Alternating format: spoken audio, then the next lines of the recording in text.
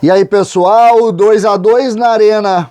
O que resta, o que ficou do jogo, o que a gente pode analisar, as críticas fortes a alguns nomes, a Mancini, enfim, vamos falar sobre o jogo. César Cidade Dias, falando de Grêmio aqui no YouTube, papo de gremista para gremista. 2-2 na arena, com até mesmo um sabor de vitória, porque o jogo teve definido contra nós em determinado momento. Um primeiro tempo onde as duas equipes se estudaram, o Flamengo, que veio com os reservas, acabou não propondo nada, o Grêmio teve oportunidades, o Grêmio chutou com o Diego Souza, o Grêmio teve a cabeçada de Jonathan Robert no primeiro tempo, o Grêmio no final do primeiro tempo teve um belíssimo chute do Diego que o goleiro Hugo defendeu, e o Grêmio foi para o intervalo, indo para o intervalo com essa linha, né, com uma linha de um jogo estudado, mas o Grêmio precisava vencer. E no segundo tempo, bem no início, o Diego Souza também perdeu um gol e as coisas caminharam até que o Vitinho abriu o placar num erro de posicionamento do Rafinha, que acabou tentando antecipar uma jogada, ela bateu no Kennedy, sobrou pro Vitinho, nas costas do Rafinha, 1-0 Flamengo, 12 minutos. Aos 13, a arbitragem mais uma vez resolveu jogar no jogo, e expulsou o Jonathan Robert com um segundo amarelo completamente sem sentido. Sequer falta foi, e o Jonathan Robert ali foi expulso. O Grêmio ficou atordoado. O técnico do Grêmio começou a modificar o time, mas ainda assim atordoado, sem nenhuma condição de estrutura tática. As modificações começaram a sair, entrou o Bobson, saiu o Thiago Santos, entrou o Wanderson, saiu o Rafinha, entrou o Alisson, saiu o Lucas Silva, entrou o Borja, saiu o Diego Souza, e depois no final entrou ainda o Douglas Costa no lugar do Campaz, mas antes disso o Kennedy perdeu o gol e o Chapecó fez uma bela defesa, e aos 28 o Kennedy fez 2-0. Aqui, 28 do segundo tempo, a coisa estava definida. O Grêmio estava, se não rebaixado, mas praticamente morto.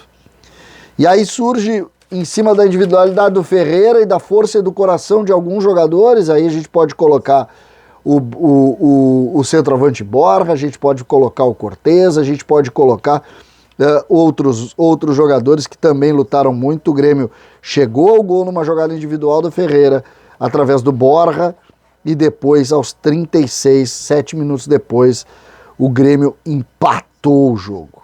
Ou seja, aos 28 o Grêmio estava morto e aos 36 o jogo estava empatado. O Grêmio lutou ainda, buscou. O Flamengo já com Pedro, já com Arrascaeta.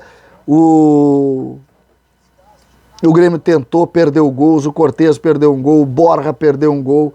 O Grêmio tentou jogar, tentou de tudo e terminou num 2-2.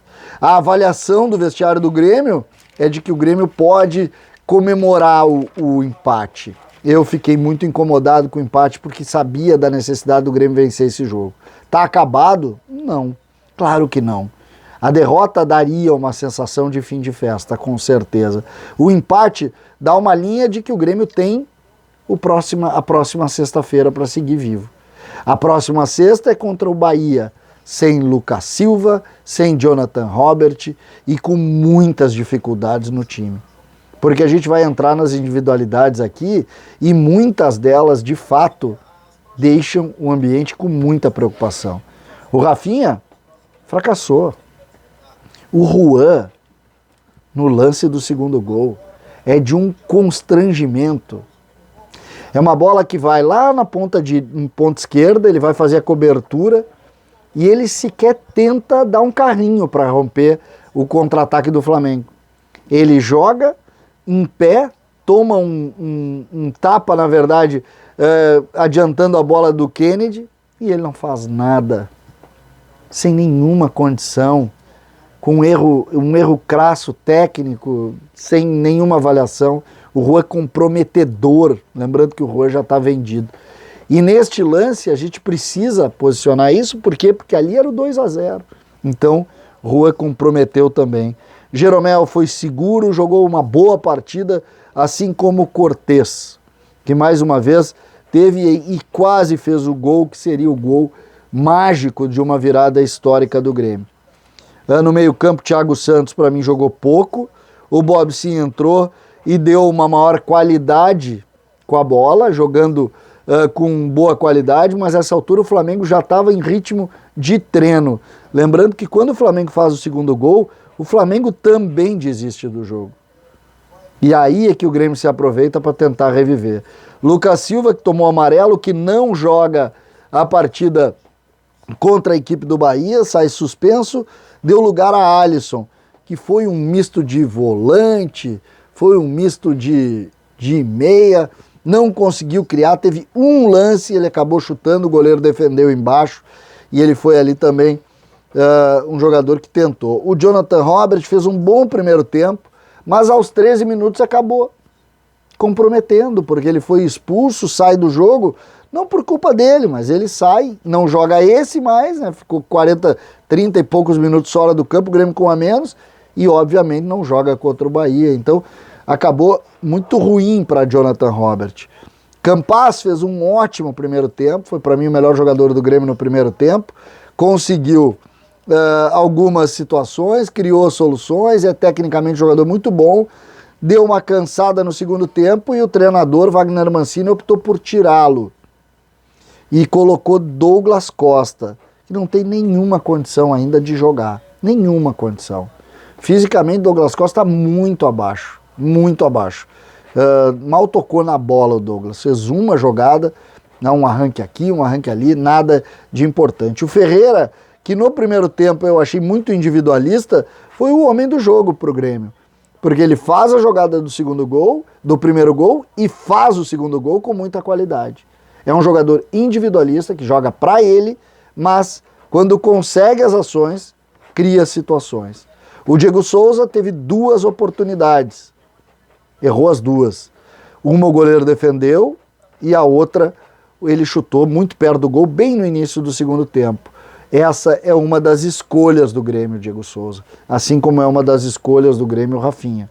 Uma das escolhas do técnico Wagner Mancini, que hoje botou o Borja, que lutou, que brigou, que deu cabeçada, que fez gol, que perdeu o gol, mas que estava lá também para conferir. Ele, no tempo que esteve no campo, fez muito mais do que fez o Diego Souza, o que, mais uma vez, cria a ideia de que o Grêmio faz as opções erradas dentro do ambiente do vestiário. Mas agora, como eu tenho dito para vocês praticamente em todas as minhas manifestações, não adianta mais. O Grêmio tem o Bahia na sexta para vencer. Depois, o Grêmio vem para contra o São Paulo para vencer. Depois, o Grêmio tem o Corinthians para, no mínimo, empatar. E depois, o Grêmio tem o Atlético para vencer. A situação é dramática, gente. Se a gente for considerar uma UTI, a gente está naqueles dias difíceis, onde nos olham e falam, olha, a situação realmente é complicada, mas esperança não se rasga, e a gente tem que seguir com ela, e é isso que nós vamos fazer. César Cidade Dias falando de Grêmio aqui no YouTube.